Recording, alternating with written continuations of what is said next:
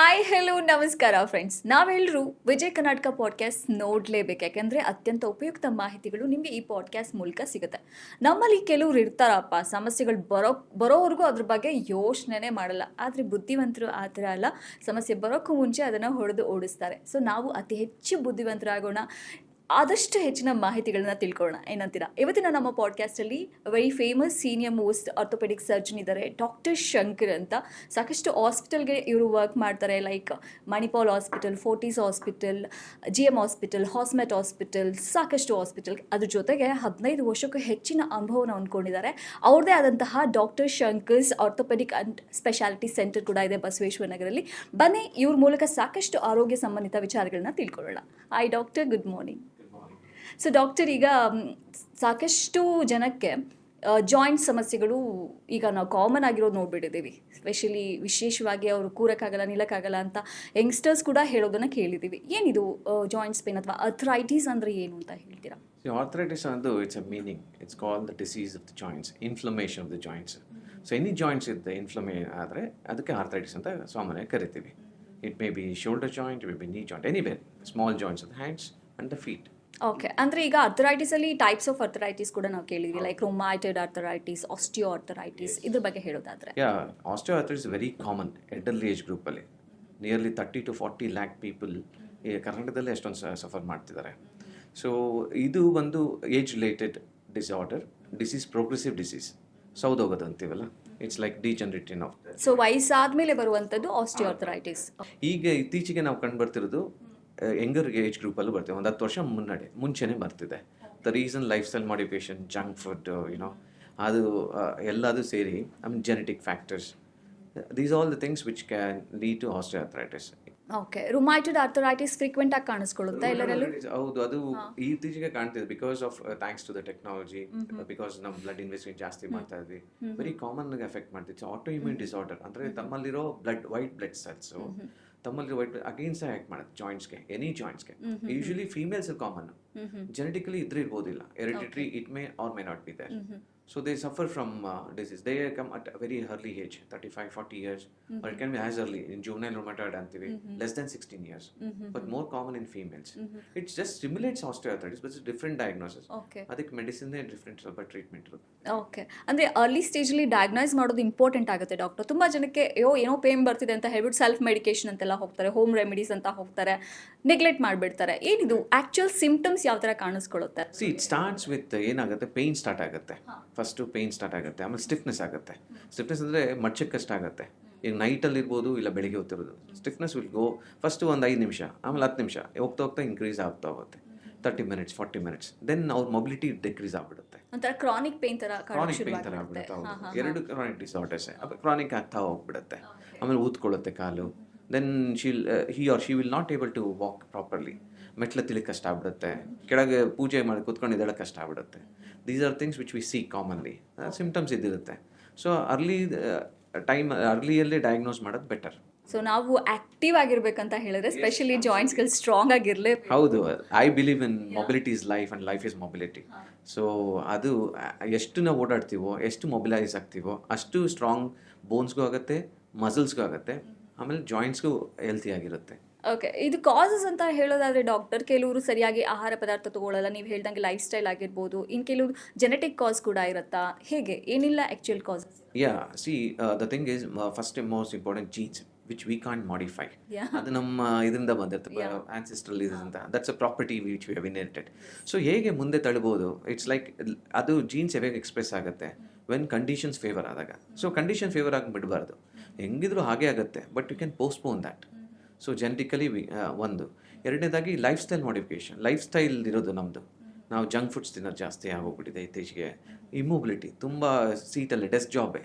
So you don't get to see sunrise, sunset, vitamin D ಸಿಗಲ್ಲ. Then you are not mobile, ಏನು ಜಿಮ್ಗೂ ಹೋಗೋದಿಲ್ಲ, ಈ ಕಡೆ ಪ್ಲೇ ಗ್ರೌಂಡ್ಗೂ ಹೋಗೋದಿಲ್ಲ. So you should revoke the childhood in you. That's what ನಾವು ಆಟ ಆಡ್ತೀವಿ, ದೊಡ್ಡವ್ರು ಆಗ್ತಿದ್ದಂಗೆ ರೆಸ್ಪಾನ್ಸಿಬಿಲಿಟಿ ಅದು. But health is also equal responsibility for us. So ಆ ಟೈಮಲ್ಲಿ ನಾವು we have to take care. Foods ಸ್ವಲ್ಪ ಕ್ಲೀನ್, ಇದು calcium oriented, protein rich foods ತೊಗೊಳಕ್ಕೆ ಶುರು. ಕ್ಯಾಲ್ಸಿಯಂ ಫುಡ್ಸ್ ನಿಮ್ಗೆ ಗೊತ್ತೇ ಇವಾಗೆಲ್ಲ fast food doctor. Fast food ಅಲ್ಲಿ ನಿಮ್ಗೆ ಏನು ಸಿಗೋದಿಲ್ಲ ಅದು. If it's more metabolic disorder ಆಗ್ಬಿಡುತ್ತೆ, ಒಬೀಸ್ ಆಗ್ಬಿಡ್ತೀರಾ. ಒಬೀಸಿಂದ ಜಾಯಿಂಟ್ ಆರ್ಥ್ರೈಟಿಸ್ ಆಗ್ಬಿಡುತ್ತೆ. You cut on the obesity, ನೀವೆಲ್ಲ ಇದು ರೆಡ್ಯೂಸ್ ಮಾಡ್ಕೊಳ್ಳಿ, ತಾನೇ ಎಲ್ಲ ಜಾಯಿಂಟ್ ಪೇನ್ಸ್, ಸ್ಪೈನ್ ಪ್ರಾಬ್ಲಮ್ಸ್ ಎಲ್ಲ ಕಮ್ಮಿ ಆಗ್ಬಿಡುತ್ತೆ. ಓಕೆ, ಇಮ್ಯೂನ್ ಪವರ್ ಜಾಸ್ತಿ ಇರಬೇಕು, ಆವಾಗ ನಾವು ಸ್ಟ್ರಾಂಗ್ ಆಗಿ ಏನೇ ಪ್ರಾಬ್ಲಮ್ ಬಂದರೂ ಫೇಸ್ ಮಾಡ್ಬೋದು. ಬಟ್ ಇಮ್ಯುನಿಟಿ ಪವರೇ ಈಗ ತುಂಬ ಜನಕ್ಕೆ ಕಮ್ಮಿ ಆಗ್ತಾ ಇದೆ.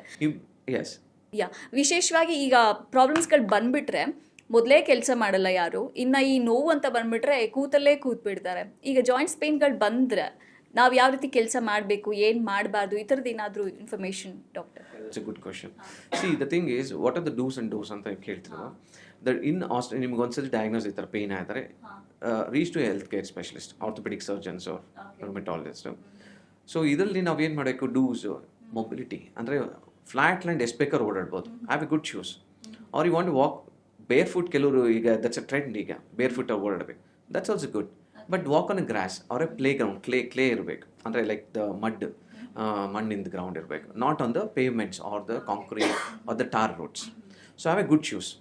ಸೊ ಅವಾಗ ಅದು ಓಕೆ, ಗುಡ್ ಥಿಂಗ್, ಮೊಬಿಲಿಟಿ ಆಗುತ್ತೆ.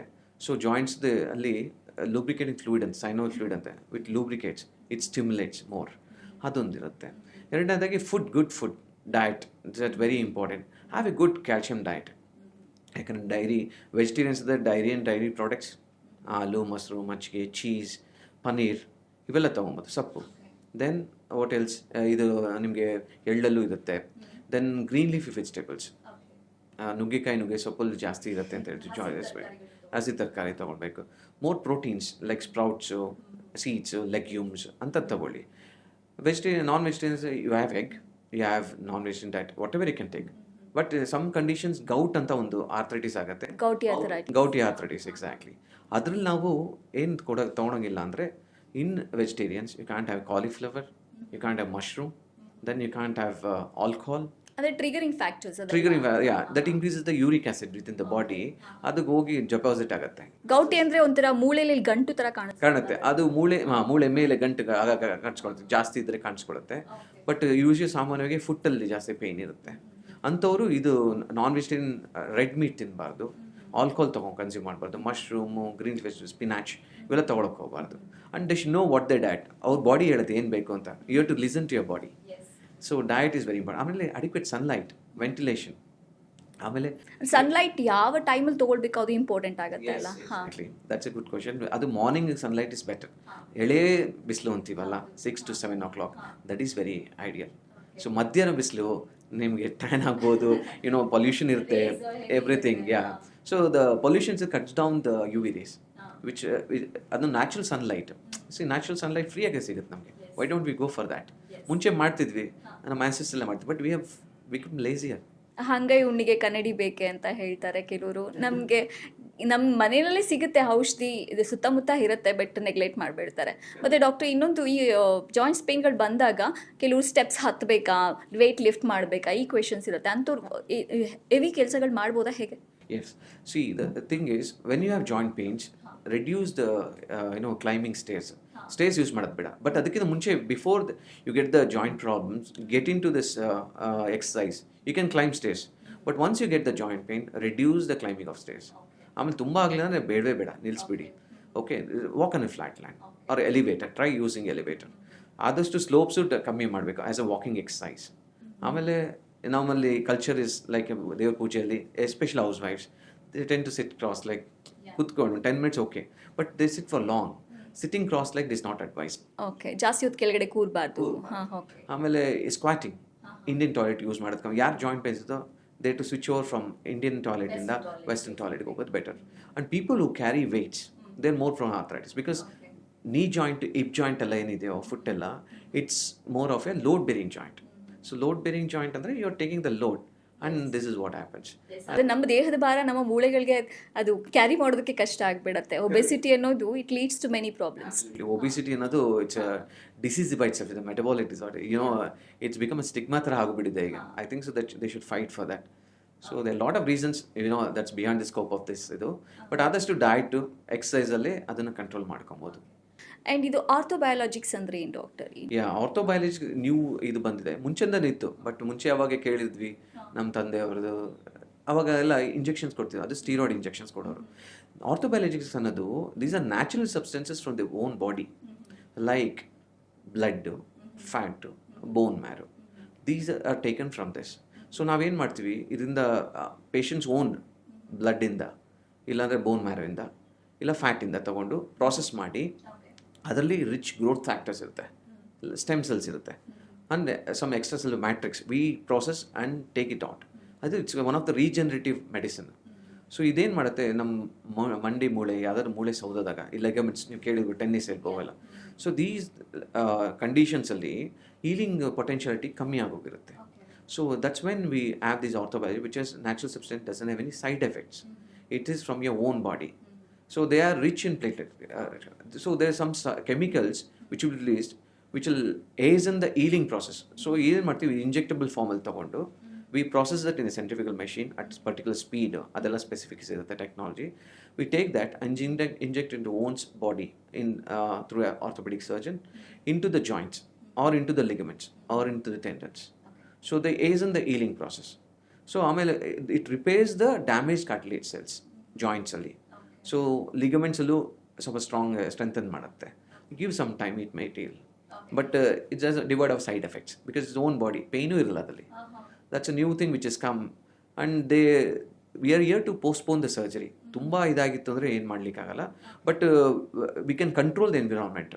ಅವರು ಸ್ವಲ್ಪ ಲೈಫ್ ಸ್ಟೈಲ್ ಚೆನ್ನಾಗಿ ಮಾಡಿಫಿಕೇಷನ್ ಮಾಡಿದರೆ, ಈ ಇಂಜೆಕ್ಷನ್ಸ್ ತೊಗೊಂಡ್ರೆ ಸ್ವಲ್ಪ we can postpone the surgery or for very long also. Okay, lifespan ಸ್ವಲ್ಪ ನಾವು ಹೆಚ್ಚಿಗೆ ಮಾಡ್ಬೋದು ಆ್ಯಂಡ್ ದ ಡಿಸೀಸ್ ಫ್ರೀನೂ ಹೆಚ್ಚಿಗೆ ಮಾಡ್ಬೋದು, ಬಟ್ ಇನ್ ರೈಟ್ ಕಂಡೀಷನ್ಸ್. ಅಂದರೆ ಸ್ಟೇಜಸ್ ಮಾಡ್ತೀವಿ, ಸ್ಟೇಜ್ 1 to 4, ಸ್ಟೇಜ್ 1 to 3 ತನಕ ಹೋಗ್ಬೋದು, ಸ್ಟೇಜ್ 4 ಕಷ್ಟ. ಈಗ ಫೈನಲ್ ಸ್ಟೇಜ್ ಅಂತ ಬಂದಾಗ ಡಾಕ್ಟರ್, ಕೆಲವರು ಅದೇ ಫೈನಲ್ ಸ್ಟೇಜಿಗೆ ಬಂದಾಗ ಪರಿಹಾರ ಅಂತ ಬರ್ತಾರೆ, ಸೊಲ್ಯೂಷನ್ ಅಂತ ಬರ್ತಾರೆ, ಅವಾಗ ನೋ ಆಪ್ಷನ್, ಈಗ ಜಾಯಿಂಟ್ ರೀಪ್ಲೇಸ್ಮೆಂಟ್ ಅಂತ ಮಾಡಲೇಬೇಕಾಗತ್ತೆ. ಅದು ಆಪ್ರೇಷನ್ ಅಂತ ಹೇಳಿದಾಗ ಸಾಕಷ್ಟು ಒಂದು ಅವ್ರಿಗೆ ಆತಂಕ ಇರುತ್ತೆ, ಹೇಗಪ್ಪ ಅಂತ ಹೇಳಿ.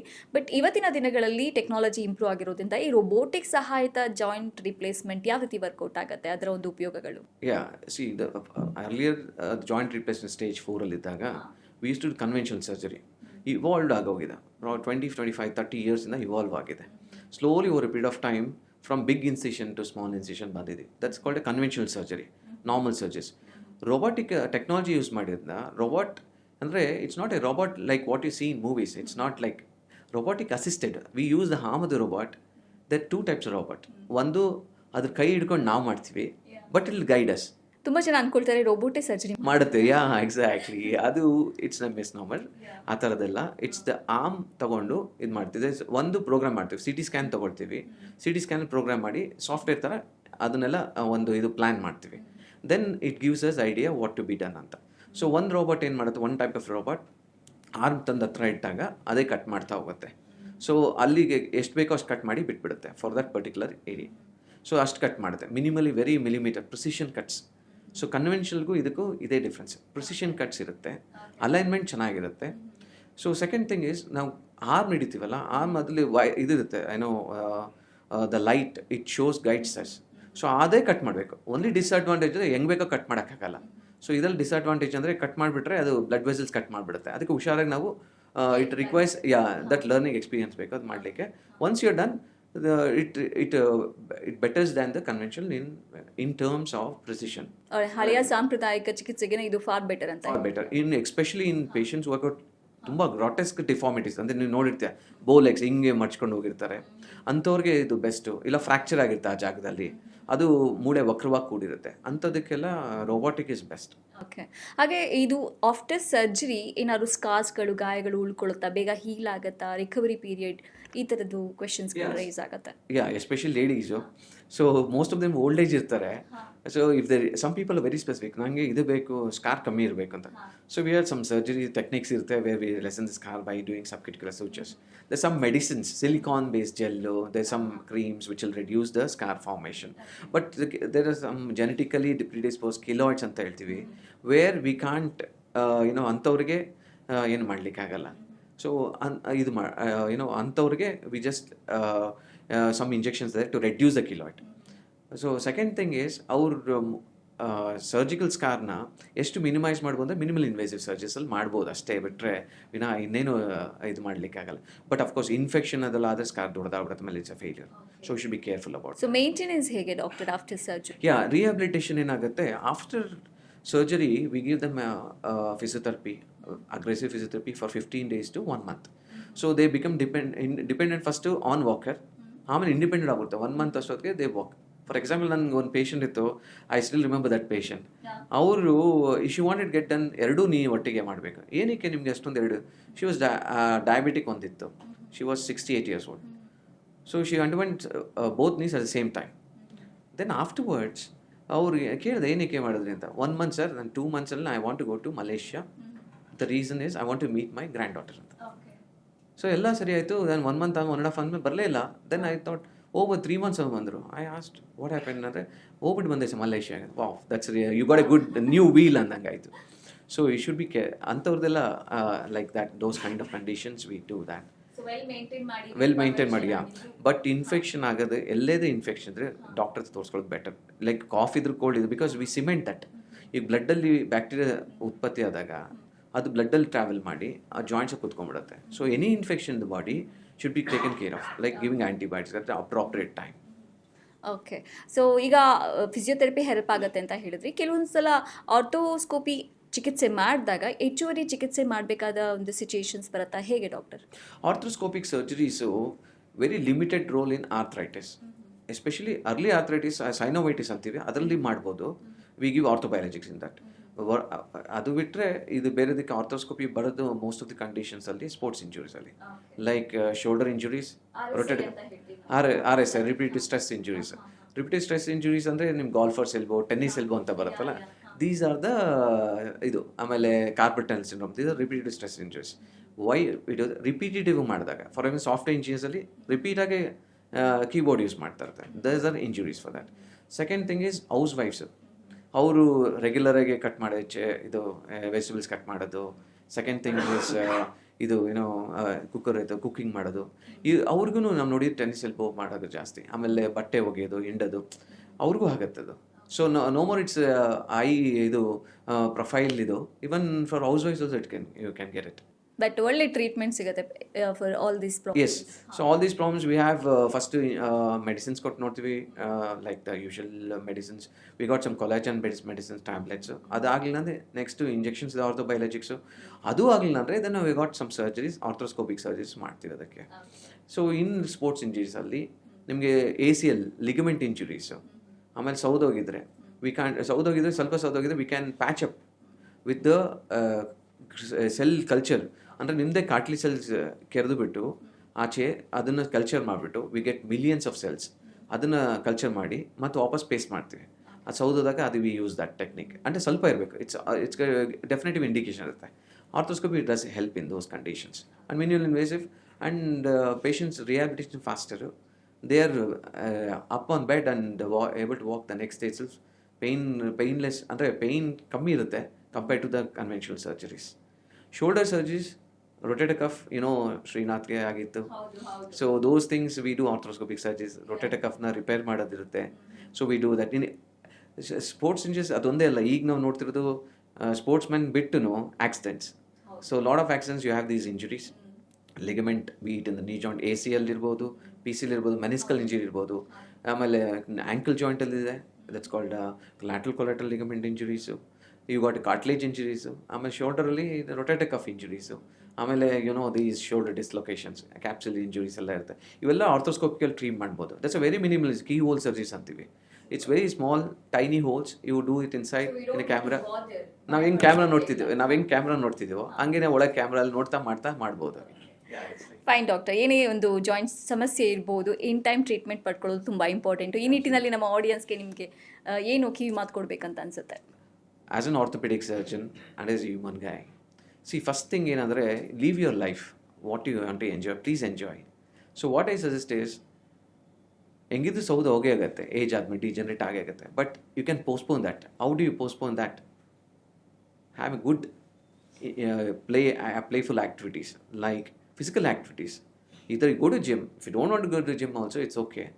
Go walk, go with your friends, go walk, then slow jog, then have a good diet, healthy diet, proteins rich in proteins and calcium.